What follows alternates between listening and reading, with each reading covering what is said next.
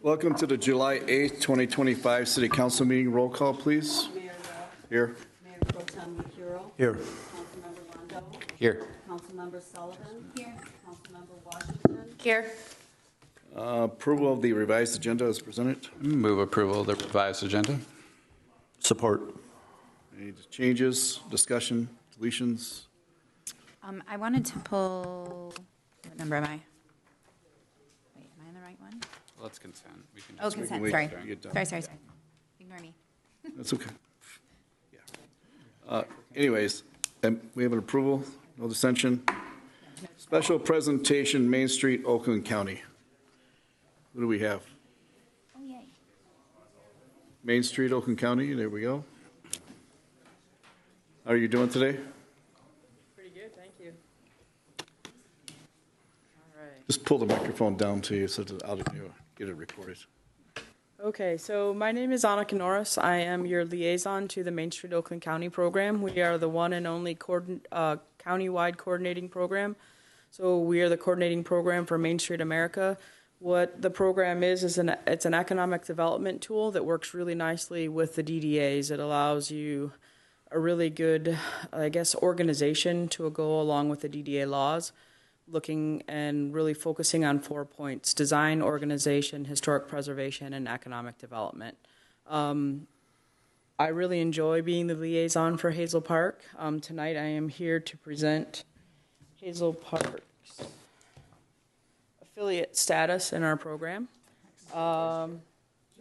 Thank you so much. Yeah, you're welcome. We know that this board does a lot of work and is changing things, on a daily basis for Hazel Park here, and it's exciting to bring that. And I also brought some brochures to pass out to the council members and anyone else that would like to do them, that actually talk about the overall impact of the Main Street program here just in Oakland County. So you're one of 29 programs that participate, and since we started, we have $1.2 billion in new public-private investment, and this program started in 2000. So the impact is huge, and the program is proven as a success and really works. And this is also our 25th anniversary this year, so we're super excited, and we've had a lot of cool events this year to kind of promote that. So I just wanted to say awesome job, Main Street here in Hazel Park, and I'd love to get a picture if we could. And if we could get it with council too. It's just so important that council supports this program, because every town, if their downtown or their corridor or whatever that is not strong, the community's not strong. And it's just amazing to see all the cool stuff that's going on. So if we get a picture of all of you, that'd be really Come on up here.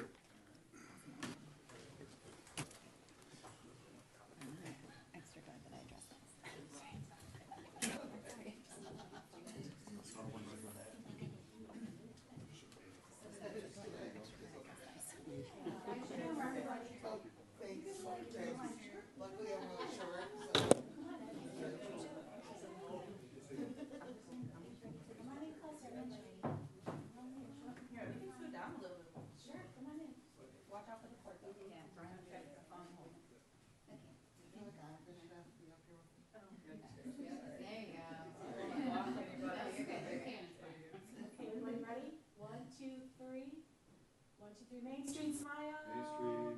Gotcha. Thank you. Thank you. Congrats. Thank you you. so much. Thanks for all your hard work on it. And there's one more exciting bit of information. We have two grants. One of them is Genesis Credit Union works with new businesses, and then we also work with Michigan State Federal Credit Union. But Genesis just opened up the grant to all the communities, so this coming up really soon, all the businesses in the Main Street program will be able to apply for a matching grant for up to $2,500 to go for something within their business to help them move forward.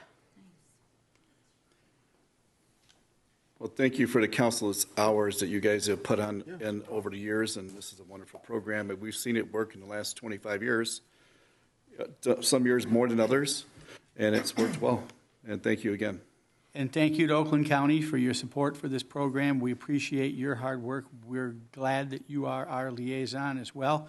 And I want to thank the members of the committee for all their hard work.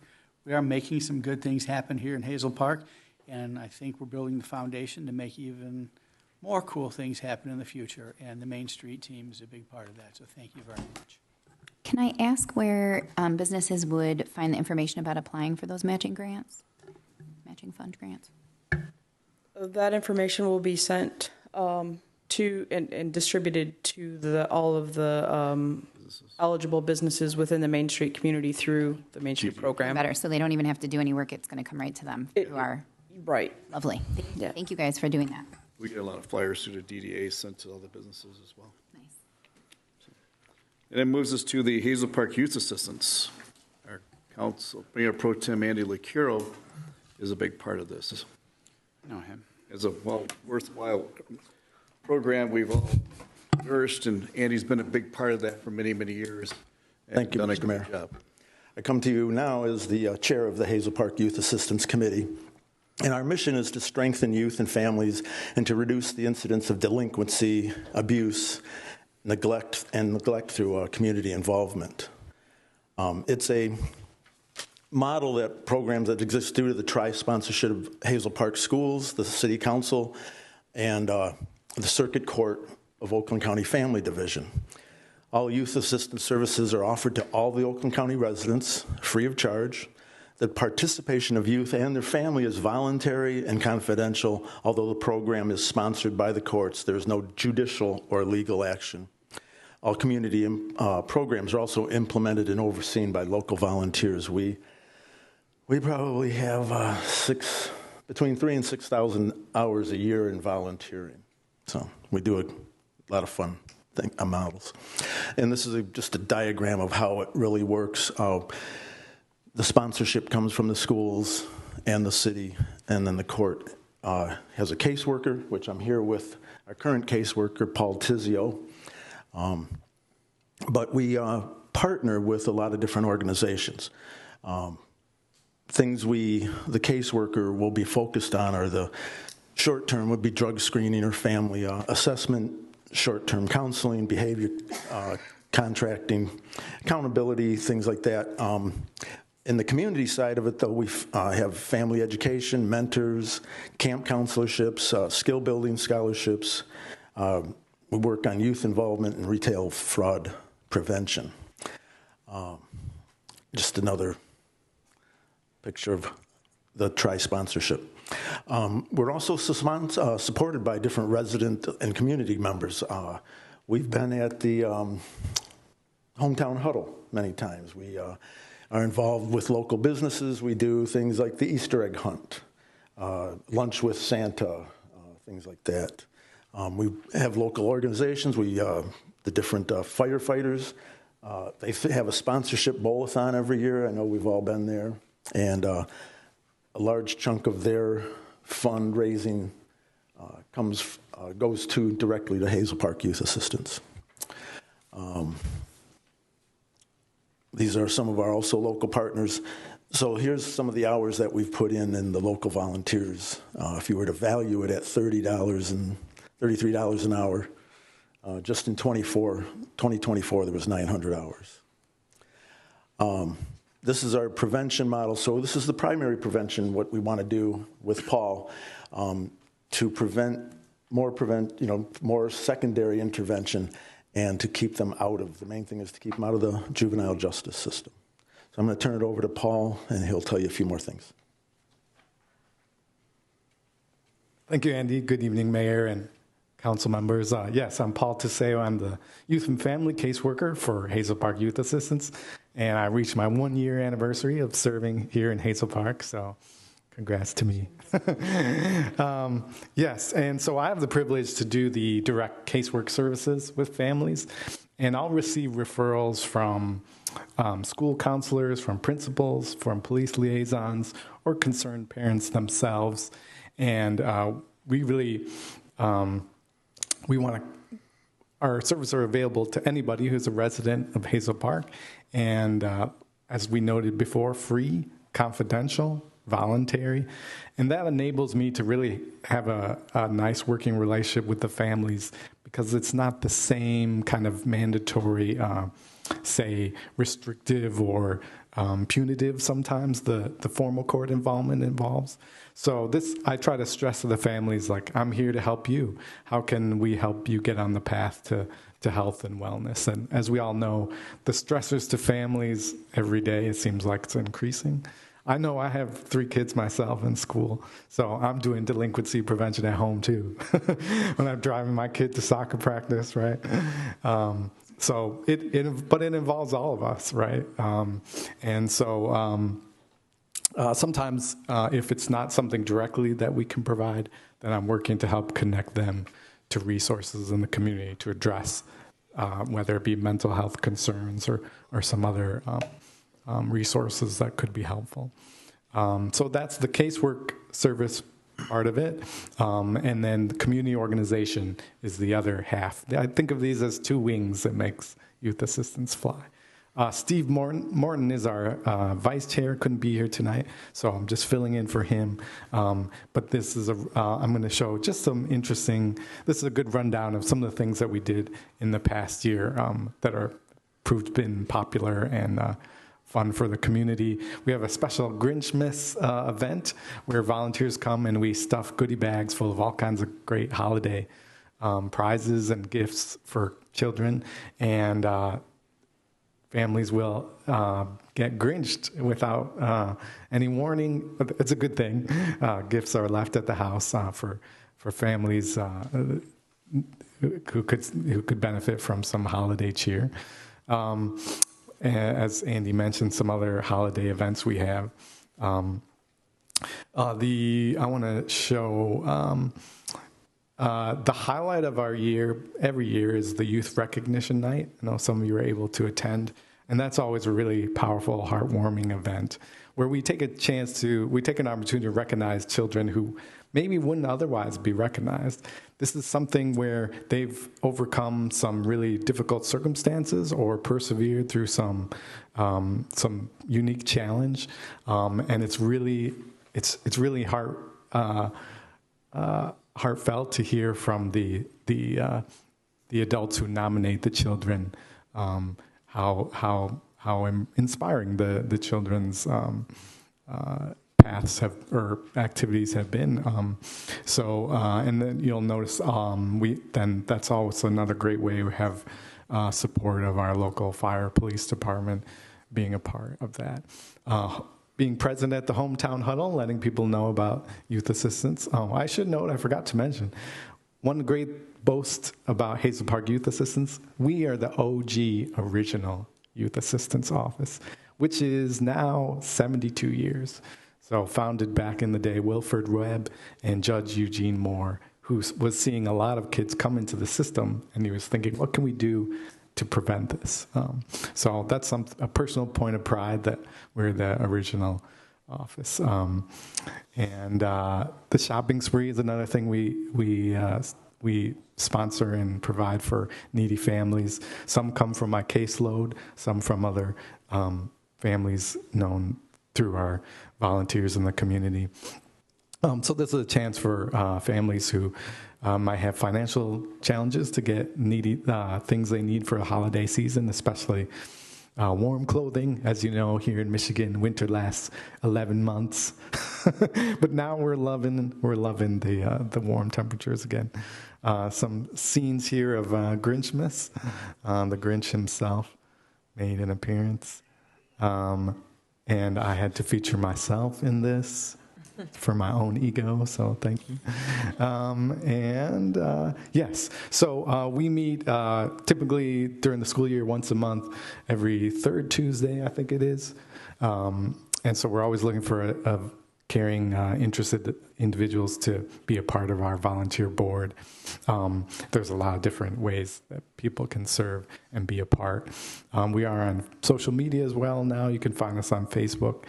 And we really, ultimately, we just want to thank you for your continued support and sponsorship. Without you, we wouldn't be able to continue the mission, which is strengthen youth and families, and prevent delinquency, neglect, and abuse. And thank you so much. Thank you.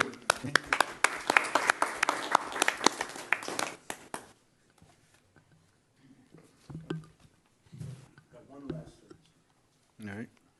I don't have the exact date yet, but they are going, the Hazel Park Youth Assistants will be doing another rock hunt this summer. So we'll be, I'll have further information coming for that. Thank you. Thank you. And it takes us to civic announcements. Anyone have any civic announcements like to come up to the podium? Seeing no one. City Council have any civic announcements?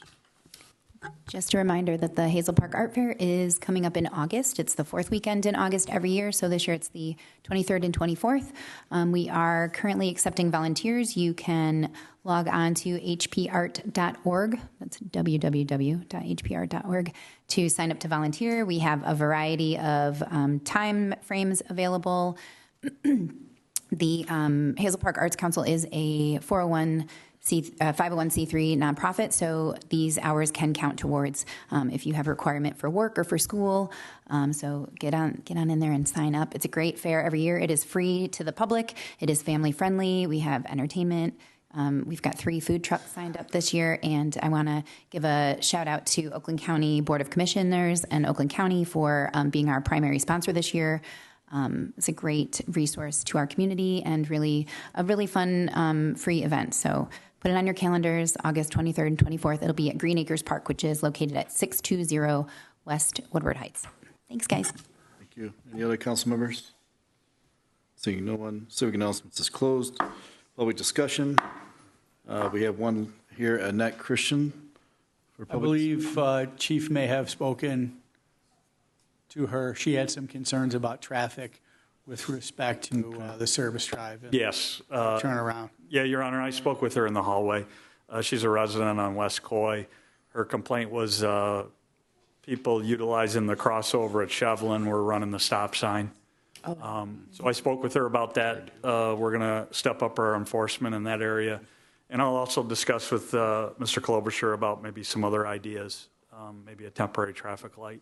Okay. We can check with the contractors, with the construction project or MDOT. So we're working on it. Sounds good. Thanks, Chief. Thanks. Thank you. Well, since the chief is here, just for FYI, I ran to him this morning going to get my cup of coffee, along with 8 other cop cars, sitting there looking at a bad situation that they took down in a very nice and polite way and was able to handle it, and hopefully it will be resolved from there. We had a gentleman that just decided he wanted to go a little crazy towards his neighbors, and they weren't liking it too much, and our officers were able to handle it. And I want to commend all the officers that were there and doing a fine job. Thank you. Any other public discussion from the audience? Hearing no one. Close public discussion. Takes us to the consent agenda, 1 through 16. Does any council person like to make a motion to approve? And we can pull one off from there. I move approval of the consent agenda, items 1 through 16, but ask that we pull item 8 for discussion, please. Support. All right, we have a support. Item 8, unmanned aircraft system for the public's knowledge. And you would like to discuss it? Yeah, if we could just get an overview from administration, particularly as it relates to use cases, in case any residents are concerned about a drone flying over their house, taking pictures of them in their backyard. Yeah, unwarranted concern. Yes.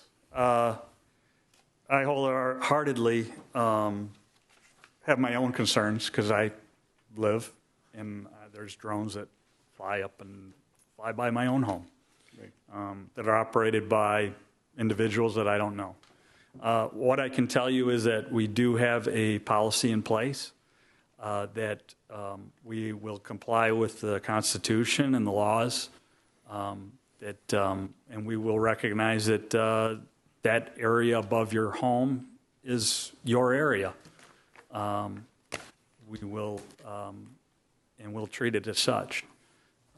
The The drone program is really, it is up and coming in law enforcement. It is being utilized more and more. And it is a multi-force multiplier, and it will also provide for officer safety. I will give you an example. Actually, yesterday, our officers were engaged in a vehicle that was fleeing from them. They were involved in some crimes in another city. That vehicle had fled into Detroit, where the occupants had bailed out of the vehicle. They all ran off in different directions. Obviously, we can't chase, one officer can't chase after five. They were hiding, the driver was hiding in some bushes behind some abandoned homes. Fortunately, we were able to locate him and take him into custody. At that point, Michigan State Police was there at the as well, and he asked me, because I was on scene, if we wanted him to deploy his drone. So the state police has drones in their cruisers, and they were ready to deploy that. So this is an item that is good for officer safety. It's good for the community. It'll help us locate missing children and such. And, Mr. Mayor, this will also be a joint program with the police department and the fire department. Representatives of both departments will be trained on this drone to pilot it and utilize it to ensure that we can provide the best safety services possible for our residents. So, yes, like I said, this is not just a single purpose, single department capability, but both police, fire, and whatever other thing that we can find to use this for. It's for rescue, it's for finding lost children. It's got so many applications that it just will be truly a resource multiplier for our community. So can I ask a question? So I'm reading over the policy, and I had a similar concern about privacy. What I'm reading under 606.2, the policy, the explanation of the policy, it says specifically that the UAS, which stands for Unmanned Aircraft Systems, will be used when deemed appropriate or in support of the Hazel Park Police Department operations upon request under the capabilities of the pilot and aircraft. My question would be, are we going to also then use this if we get a request from another city, or is this specific to Hazel Park Police work only? As you were saying, the state police have their own, so I don't like the idea of kind of double dipping. I'm having some concerns about overreach and some concerns about over monitoring of people. I recently read an article about our flock, not our specific flock cameras, but about flock cameras being used by a detective in Texas he used 83,000 different camera points to prosecute a woman who left the state to seek an abortion. I have great concern about that. Right? Okay. So when we're talking about privacy and we're talking about use of these things, I want to make sure that our police department is upholding not just the laws in our city, but also the laws of our state. And so things like this, where there's a potential kind of crisscross for information and for access, I really want to make sure that we have a very secure policy in place that kind of squares out those questions and those kind of blurred lines. Okay.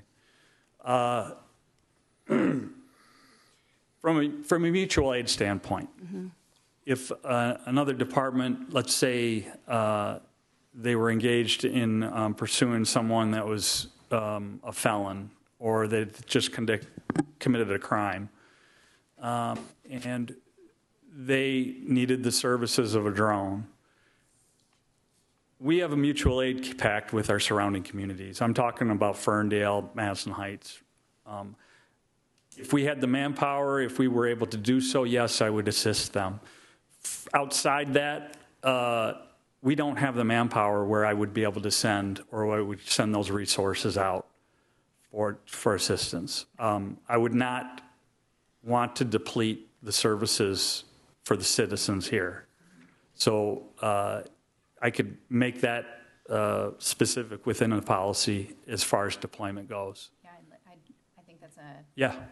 I think that's a great option. My other question then is, because in the next section is under the privacy, my concern, and it says absent a warrant or exigent circumstances, operators and observers shall not intentionally record or transmit images of any location where a person would have a reasonable expectation of privacy.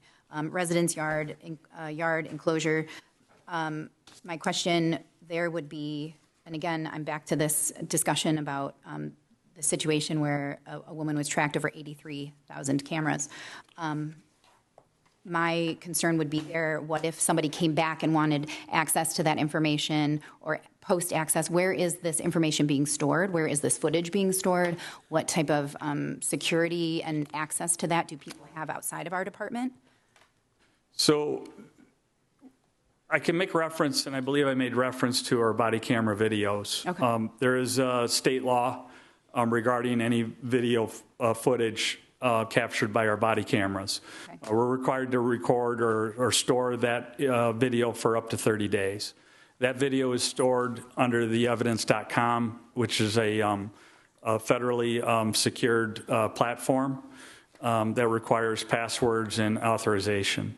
Any video that's obtained or utilized, that video would be downloaded into the evidence.com system. So that's where it's going to be secured. And we would maintain that video in accordance with the body camera video laws. Okay. After 30 days, that video, unless it's required or needed for evidence or court, then that video would be destroyed. Okay. To follow up on that, if somebody is investigating a crime that is not a crime in Michigan, but is a crime from another state, right? Mm-hmm. So, for instance, in Texas, abortion is illegal. In Michigan, it is not. What are the protocol? What is the protocol for, or for instance, in other states, marijuana is illegal, but in Michigan, it is not. What are the protections in place for people from out of state seeking this information to prosecute people that do non-illegal things in this state? Well, we have FOIA laws, though. Okay. So we would have to comply with FOIA. Mm-hmm. But that being said, if the video, it was videos of persons in a private area, then that would be exempt. We wouldn't be providing that material to anybody because there's a privacy concern. Do we consider doctors' offices private areas, or are those public? Any doctor's offices, as far as the building itself, the property that the building is on, and obviously inside the building. Public sidewalks and roadways, it's a public roadway. And cannabis stores are business, so that's considered public. Yeah. Okay. I get your concern, and I'm very glad you brought it up. Thanks, yeah. But I see on the other part of this. Oh, and I wholeheartedly see there are some really great, I feel this is a really great tool. I just want to make sure that we are using a tool appropriately, but also putting the proper safeguards in place so that it doesn't get misused, because that is the easiest That's thing. what I was trying to point out here in section 606-6, prohibited uses, where to conduct random surveillance activities to target a person based solely on actual and perceived characteristics such as race, ethnicity, national origin, race, religion, sex, sexual orientation, gender identified or expression, economic status, age, culture, group, or disability, or to harass, intimidate, or discriminate against any individual group to conduct personal business or any type. This USA shall not be weaponized, nor should it ever be. And I thank you for your point. And I just wanted to clarify that as well. Yeah, I mean, for the record, okay, and this is probably one of the most egregious misuses of the drone that you've pointed out. For the record, we would just refuse. So, they can go to court then and challenge us here in Michigan, in a Michigan venue. Right. It would take a lot. Because I know that a lot of our laws and things like that too. So it's a tricky situation, but this really is like an outlier. This is not a common thing. It's not common currently, but once it happens once, then it's more likely to happen again. And that is, as a woman, It's important, and I want to make sure that we're continuing at a city level to protect the communities. And it doesn't just apply to women; it also applies to people that may be seeking health care. Or in another instance, we have a lot of dispensaries here in Hazel Park. And our city fully supports cannabis. I don't want somebody being prosecuted because they come to purchase something that is legal in Michigan. Right. And so I just want to make sure that we are that we're like. Every kind of viewpoint, every lived experience brings another kind of data point to how we organize this, right? So I just want to make sure that we're looking at a bigger picture and a fuller picture and making sure that we are doing our very best to put preventative things in place. It is an important point that you raise because it's not something that people normally think about. We're obviously, there are many obvious benefits for health, safety, and crime prevention with this thing. The fact that there's the potential for misuse with drones is true, but also, again, nothing prevents anyone from flying a drone either and collecting their own data privately as well. So, initially, if we were aware if that was the purpose, we would probably, on a matter of principle, stand our ground on it and say, no, we're not going to release this.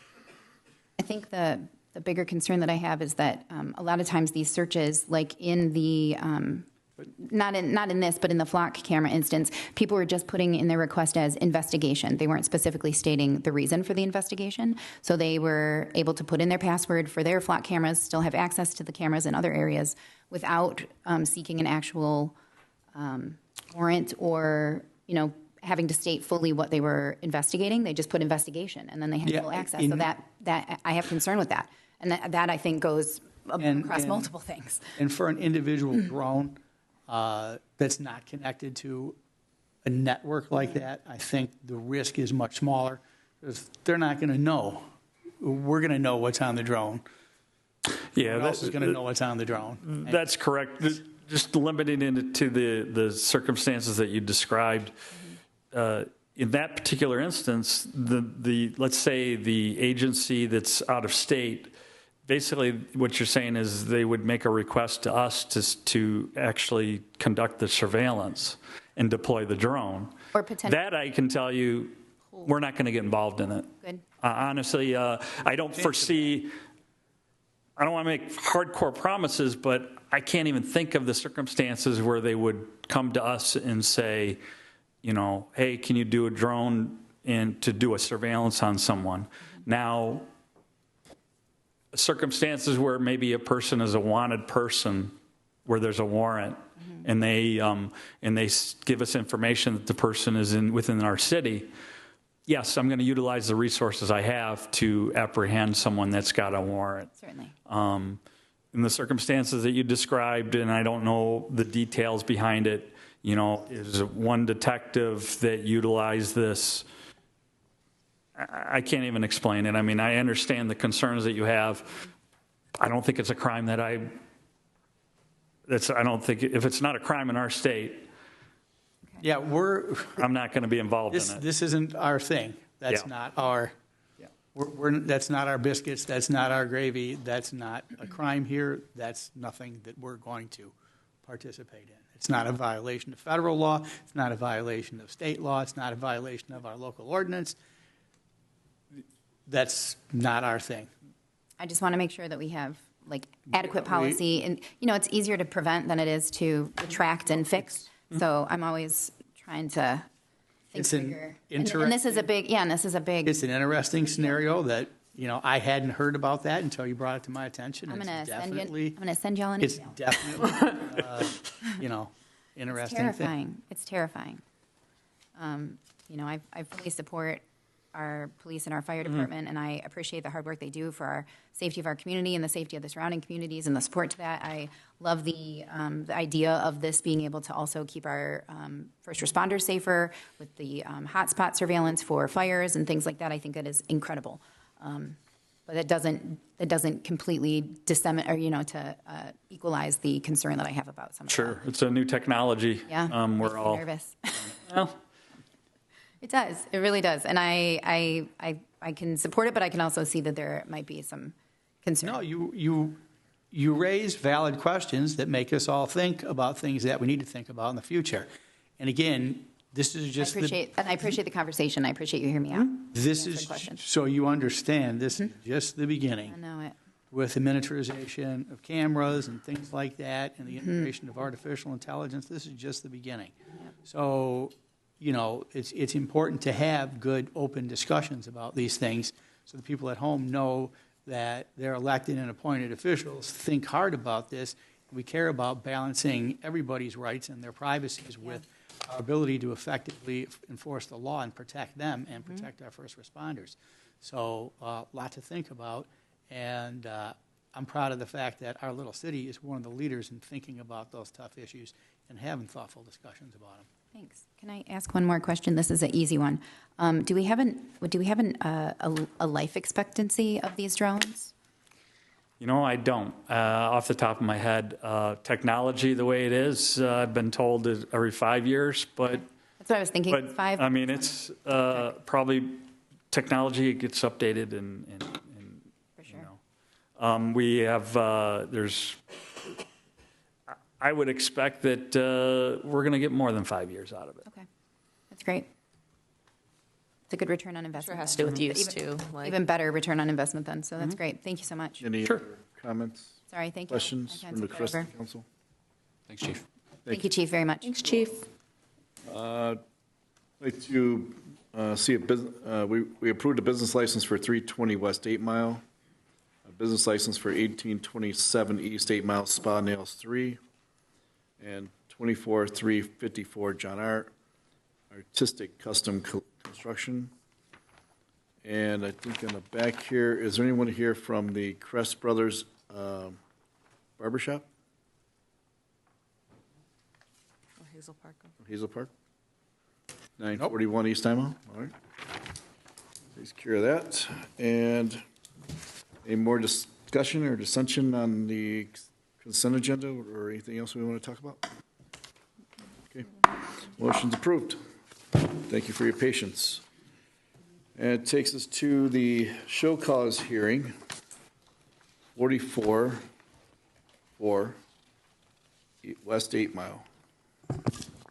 We'll open up the show cause hearing.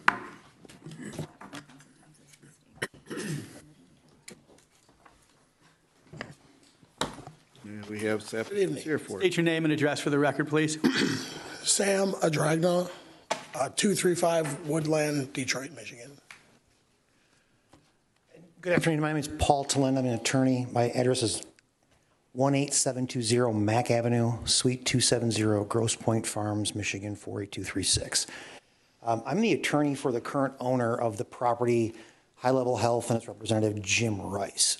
To be transparent about our understanding of this hearing is that Mr. Adragna and I, Mr. Adragna is the purported, the would-be buyer of the property. The reason that Mr. Adragna and I are here is that the realtor contacted us after some communications, I believe, with the city saying, did you know about this? Last week, it was July 1st was when we received the email. It was the first time any of us had heard about it inside this. I can't speak as to where the ownership is because the owner, currently Mr. Rice, lives in Colorado. The local representative for the company, let's just say, left in a business divorce. So if I had to take a stab in the dark as to what happened was that likely the communications that were sent were perhaps deliberately ignored and the message wasn't passed on. So that's why even someone, I'm a local person, I've been involved with this company and with this property. I'm sure some of these faces might recognize mine from the beginning. And so our process to sell the building, it discovered this problem. I am aware that the property has had some, let's call it some tickets in the past that have been remedied.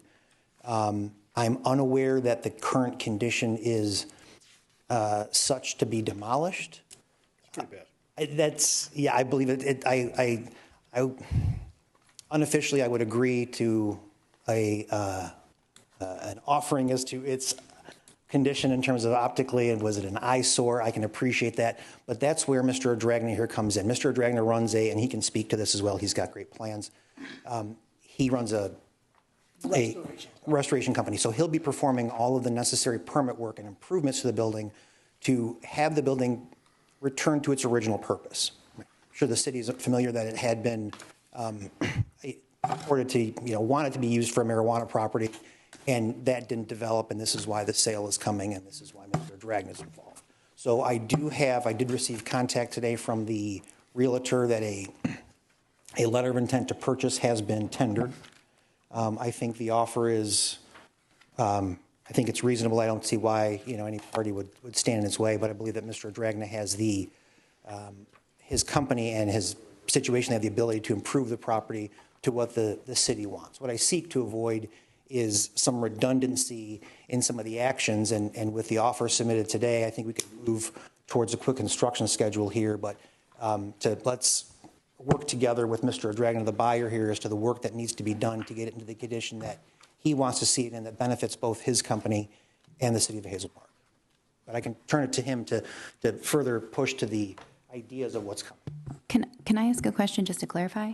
Please. You said that your client is looking to restore this to its previous, it was a trailer rental, but then you mentioned cannabis. So is your client looking to turn this into a cannabis? Certainly not. Oh, certainly not. No. So here's the thing. Did not get approved. This isn't even my client. Okay. This isn't my client. I met him today through the realtor as the buyer. I'm just merely the local representative now, as the only person left in the state who can just speak to what's going on with the company. So you're representing the current owners. The current owners. Let's call them the seller in this situation because Mr. Dragna is the buyer. Understood. I will. Into the Name and address for the record, please. Name and address again? Sam. No, you're good. Okay. All right. I didn't know you did it. So I already have a list of things that outside of our scope, which would be the roof and the garage door. The rest of it, as far as the exterior, we already have costs on paint. We already have the time scheduled to get that done on top of everything the interior needs, which is, for us, not even as close to as bad as what we see. We can get it done pretty quickly. And as soon as the funds are available, I've been in contact with the garage door people and with my roofer to make sure, it gets done fast. So it's, I live up to my end of the deal. But the thing is I can't continue running my business without this building. We're growing at such a high rate. What's your business? We're mold remediation and trauma cleanup. Oh, that's yeah. As far as many other restorative acts. Like crime scene? Yeah. Interesting. Unattended deaths, crime scenes. And then hoarders. We get a lot of that. It's all on my TikTok feed. And there's quite a bit of other services we provide. But this particular building, I've been driving past my entire life, and that's just one more. I even filled out a job application there as a kid. I really want this building. And I intend to join the Chamber of Commerce as well. Okay.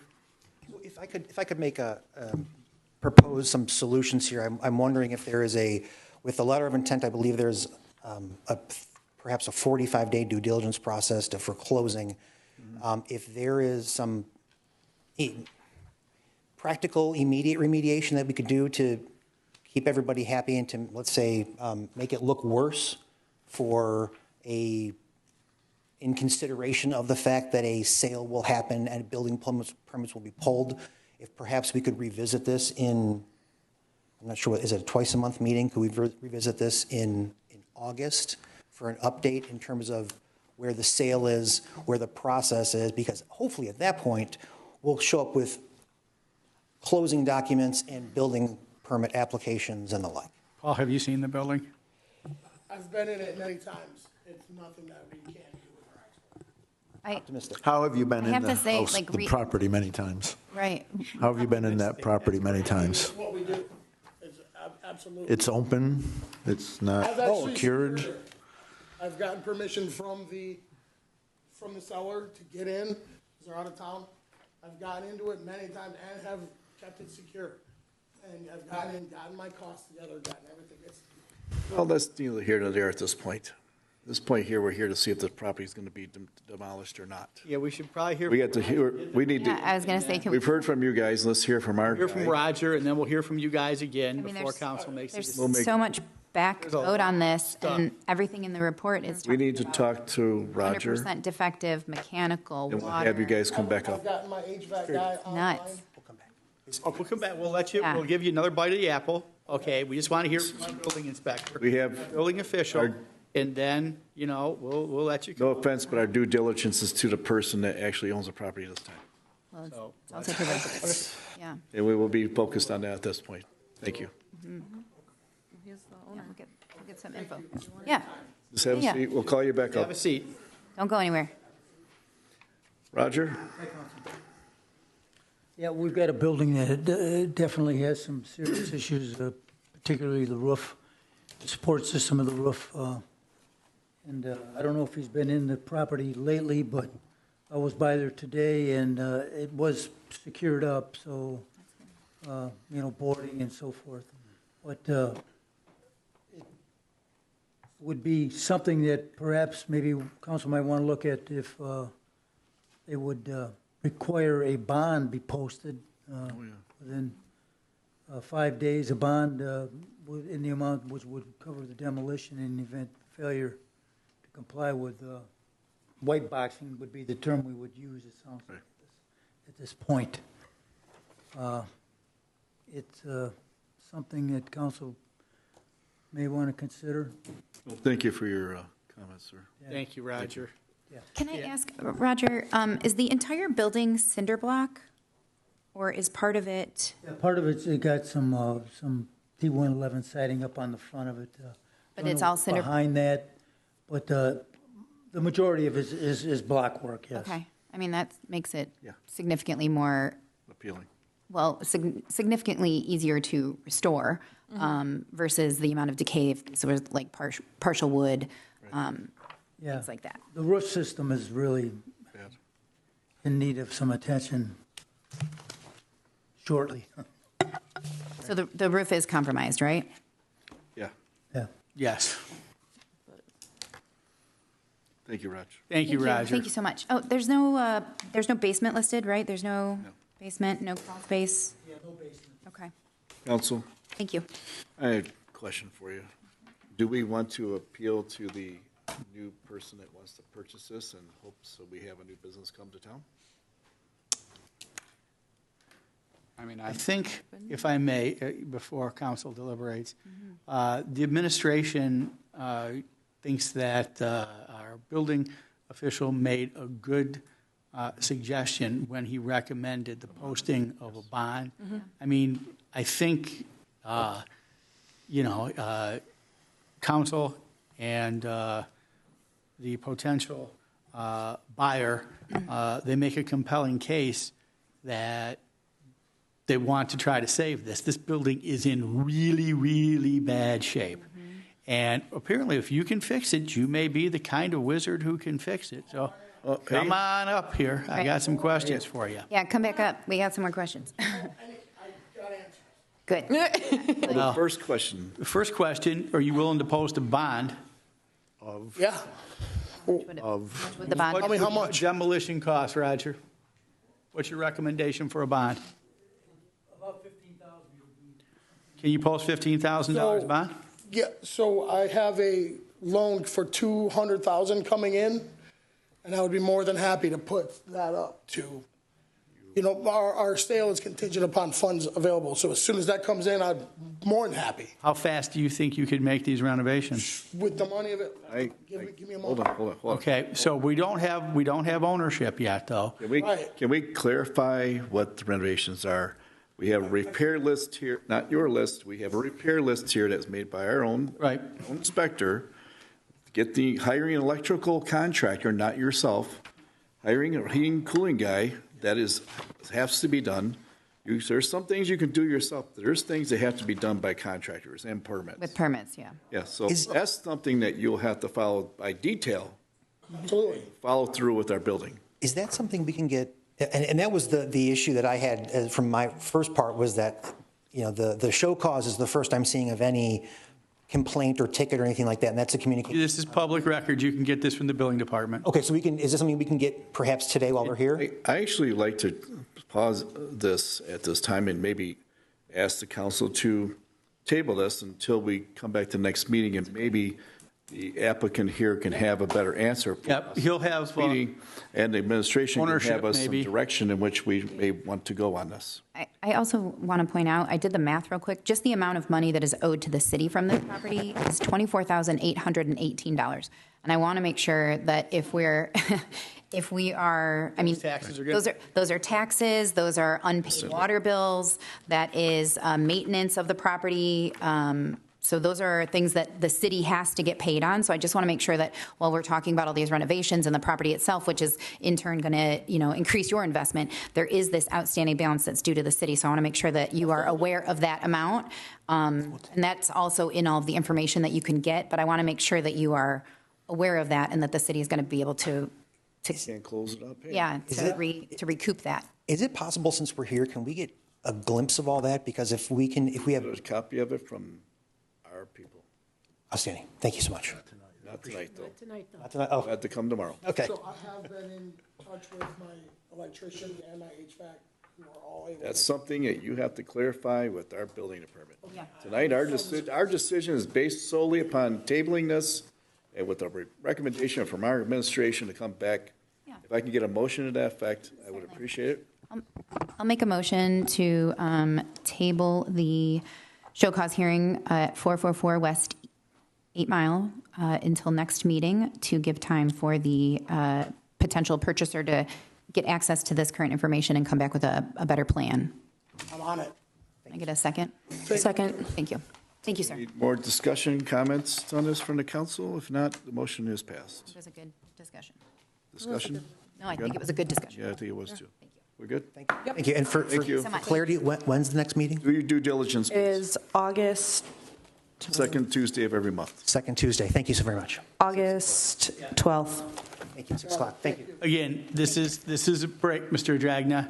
This is a break here. They're giving you some time. This building is substantially derelict. We need to make real progress. We need to have ownership. We need to have a plan. We need to have a bond, and we need to make sure we're going to address this. And the plan means you put it in writing if you're in the middle of closing, that this plan will follow through with and show that you have the funds available to you. Yep. Perfect. Thank you. Thank you. All right, proposed electrical code amendments, administrative reports, section 15.08, second reading. May I have approval, please? I move approval of the ordinance to amend Municipal Code Title 15, Buildings and Construction, Chapter 15.08, Electrical Code, to adopt the 1999 National Electrical Code to read. Second. Support. All right, any more discussion, comments? Second reading passes. Of course, the item 2, do not knock solicitation ordinance, section 5.57, second reading, and we had a lot of comments about this over the last meeting, and we, after that, had a lot of people come and talk to me about this, and that was a very good ordinance. Thank you. I move approval of new Chapter 5.57 solicitations. Second. All right, any more discussion on this particular ordinance? I think it's well-written, it's well-presented, and we did talk about it a lot at the last meeting. I'm good. All right, motion passes. Takes us to boards and commissions, seeing no one, old business, non-new business. Mayor, while we're doing this, Yes, sir. we might as well move the SEMCOG representation. That's right. To, the administration would respectfully request that Alyssa Sullivan be named our SEMCOG representative and that I be named the alternate. Would you like it? Cool. I absolutely would. Accept? Yes, I do accept. We have a Thank you so motion much. to do that? So moved. Support? Support. There we go. Thank you, guys. And I'd like to make another recommendation. Can we rotate that seat every 2 years? It's up to Please. you I guys, think it'd whoever be you want. Historically, advantageous the for us manager is to always move the that seat alternate, every but- 2 years. Because at one point or another, it's nice to make new faces, new acquaintances, Certainly. and connections within SIMCOG, because it is a bigger outreach of our outlying areas of other people of city councils and mayors throughout the whole communities. I think it's good, too, to offer it up for somebody else to step Yes. in case, but also have the option so that if nobody else has the availability, because it is a bit time-consuming. It is a little bit. So, yeah. I've had to take days off work to do Yeah. some of these, yes. Thank you for taking. Thank you so much for letting me. Maybe you want to do soccer?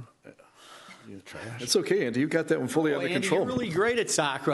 You've been doing it for 20. That's right. You've been doing it for over 20 years. I used to do that, and I remember one time Andy looks at me and he said, does a good "Is job. that something a council person could do?" I said, "Why, yes, it absolutely is." Let's go out and talk And I garbage. encourage you to take on this responsibility after I'd spent a month or several years of meetings that used to last all day.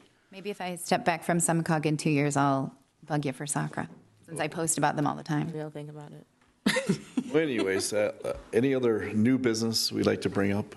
Yes, Your Honor, I ask that I be excused from our August meeting as I will be in the Porcupine Mountains. All right. No. Fair enough. I make a motion. No, I just. Received and filed. Thank you. Thank you. you have any- Communications from department heads? Any department heads? Okay, seeing no one. Communications from our city attorney, Mrs. Swartz. Just busy, Mayor. City manager. Just Michigan's system of municipal finance remains fundamentally broken, and I didn't want to break my streak of saying that at every meeting for like the last 15 years, but it is true.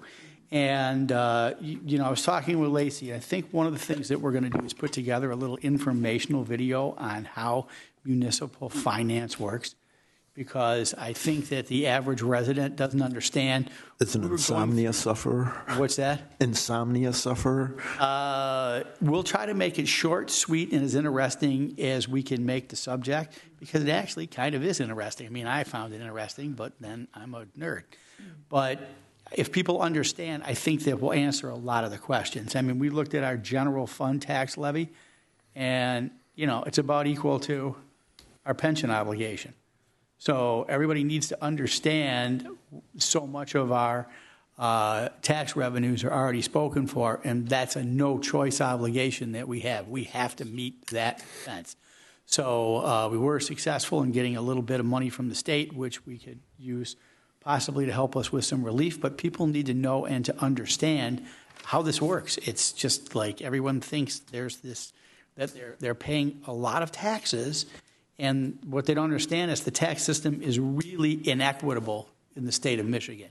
You could have two people who have the exact same house, and one person has owned their home prior to the property value crash from 2009 to 2014, and they're paying a quarter of the taxes, the person who's got the exact same house next to them, because they just bought that house.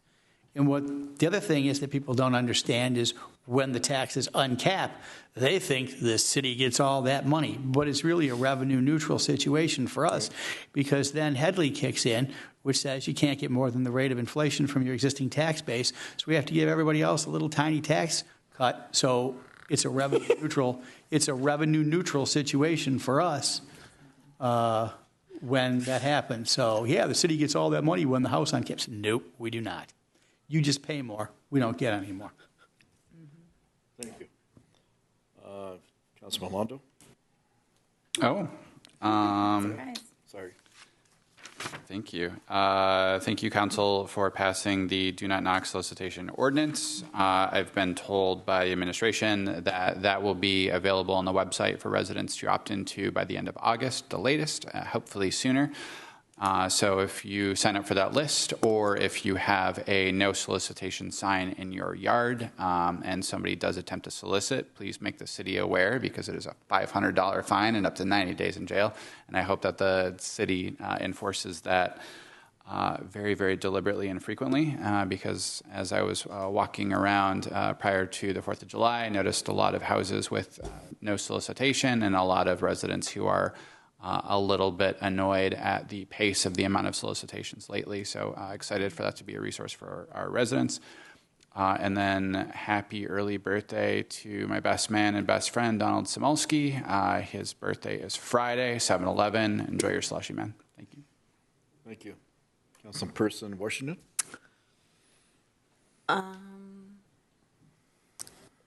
Please be aware of children playing. It's summertime and it's warm and it's nice. Be aware of pets. that may also run into the yard or from their yard into the road. Beware of bikers, especially in Hazel Park. We have a lot of people that like to bicycle around town, especially because we have really great bike lanes that we utilize, and publish the Equal Rights Act. Thank you. Thank you. Councilperson Sullivan. I want to thank everybody for staying safe this July 4th. I feel we didn't have any scary incidents here in Hazel Park, so thank you everybody for being responsible. I also want to thank our police and fire department for their efforts and always, educating the public, but also being available, especially during holidays, being away from their family. Also wanted to thank Luke for introducing the Do Not Knock solicitation ordinance and letting me co-sponsor it. It's a wonderful resource for our community, and I'm really glad that our city is going to be able to bring this resource to our residents, and thank the city for being so gung-ho about also taking it on. I also want to point out some cool events that I was able to attend in the city in the last few weeks. In the end of June, I was invited to sit on a task force, or on a panel rather, by State Rep Mike McFall about taxes. It was hosted in Madison Heights, and I was there with the treasurer of Madison Heights and also our Oakland County treasurer. Our Oakland County treasurer, Robert Wittenberg. We had great attendance. We had a lot of people asking a lot of questions. This kind of harkens back to Ed's little chat here about how high taxes are and how taxes work. It's confusing, and I explain it to people often. I agree that everybody's taxes are high. They all are high. There are reasons that they are high, and they're not all exclusively because the city wants them to be high. So there's a lot of information available. We hope to host another tax resource event. I also was able to help a resident here in Hazel Park that had some delinquent taxes figure out where she owed the money to so that she could get back on track, which was really nice. And a big shout out to Oakland County Treasurer's Office for really, following up with me on that so that I could get that information to her. Also, I attended at one of our local coffee houses, an event hosted by Senator Stephanie Chang and Emily Zanotti about LGBTQ rights here in Michigan and the state of things at the federal level. That was a really well-attended event as well, and it was lovely to hear the information that we had and also receive some information so I can better assist our residents here that may have concerns over that. And then just this last Tuesday, I attended an adult friendship bracelet making event at the library, which was really fun. There were a great variety of residents there, all adults. It was really nice and a great kind of community friendship event. People were just chatting and being really just nice and kind and fun and relaxed. And in the kind of stressful times, it's really nice to have these resources available to us, and I really want to thank our library for putting on these great events that they don't just do for children, but they also do for teens, and they also do for adults. So you can find those events on our community calendar on our website, so be sure to check those out. And I also want to remind people, check on your neighbors when it's really warm. Be aware that the heat poses a danger to the very young, the very old, also your pets. And recently I had a friend who their cat had an incident and ended up in the emergency vet and tested positive for fentanyl. Fentanyl can affect pets as well as it does humans. Narcan works on pets as well as it does on humans. So if you have a pet, I highly suggest you reach out to a local resource and get some free Narcan and keep it on hand. In this case, we think that her pet was exposed to fentanyl from one of her children's friends, a teen, who purchased some off-the-street edibles of some sort. And it was really scary, and she thought her cat was going to die, and it was thousands of dollars in vet bills. And thankfully, the kids did not eat these edibles, so they were disposed of. But just be aware, things are getting more kind of tedious and a bit more kind of out of the box. And, if you're using things that may cause you harm or that you don't know if they're regulated or how well they're regulated, it could not just harm you, it could potentially harm people in your life and animals and family members that you care about. So just be aware of that. And also, I think you can get Narcan. Can you, Chief, are people able to get Narcan in our lobby at the police department still? I know that we hosted an event where people could get free Narcan. We don't have the Narcan in the station lobby. Okay. Oakland Community Health, they had some boxes, I think one along John R. Oh, yeah. North End. It used to be next to Red Oak Tattoo. Yeah, I haven't checked on it recently to see, but I'm sure they keep that stock. Okay. If there isn't any there, you can check my link tree, and I have resources for that as well. Thank you, Chief, so much for answering that. So just be aware, things are, can be what you think are kind of neutral, and then they can really cause some issues in your family. So. And that can't be overstated, what you just said. Unfortunately, people lose their lives every day thinking they are taking an edible that is composed of one drug, and it is something completely different that can end your life immediately. So again, if you don't know exactly where something has come from, don't take it. Don't take the edible, don't take the pill, don't ingest, inject, do anything with anything that you don't know precisely where it's come from, because it could be something that could kill you immediately. We can't overstress this enough. It's very sad, but we see this all the time in our community. So please, and tell your children about this. I know no one wants to think that their kids would do anything like that, but it bears repeating and repeating often, because all you need is one small mistake, one small slip. Oh, here, take this. You have a headache, it'll make you feel better. If you don't know what it is, don't take it from anyone. Thank you. Thank you. So let me begin. You, no, it needs to be said. Yeah, that's crazy stuff. Thank you, Alyssa. I want to echo, too, this weather. We've had a lot of hot weather. People get out there and think it doesn't affect them until it really does affect you. And it can, heat stroke or heat can really get to you pretty quick if you're not careful. So checking on our neighbors is always a good thing. And congratulations to the Main Street Hazel Park and becoming an affiliate member. I like what's going on. It's exciting in Hazel Park, up and down John R. and all the different corridors. I hope everybody is enjoying their summer. I just got back from Mackinac and other places up north, and it's beautiful. Beautiful weather. And I have my granddaughter with me up from North Carolina, so it's all the better. So to that end, if you love somebody, tell them. If you have children and grandchildren, hug them every time you get a chance and let them know they are loved. And thank you for coming out to participate in the democratic process. Thank you, sir. Again, I want to say thank you to Main Street for coming out and giving us a presentation, as well as the Hazel Park Youth Assistance. Angela Carroll's a big part of that, and other members as well. For 72 years of service, that's something to be said, that program has lasted that long. It's a wonderful program. And I want to say, again, the heat, go back to the pets. We all have a pet. If you don't have a pet, or someone you know has one, when it's hot out, their feet is hot on that pavement, just like as yours walking out on the porch or the concrete. Be aware and don't leave them out there very long. Take care of them. Make sure they're watered if they are outside, even if it is 75, 80 degrees. They need to have the water as well as you. And I got older parents where I'm making sure that they stay hydrated if they're outside. I give them a bottle of water, even though they may not want one. But make sure they're got hydrated all the time.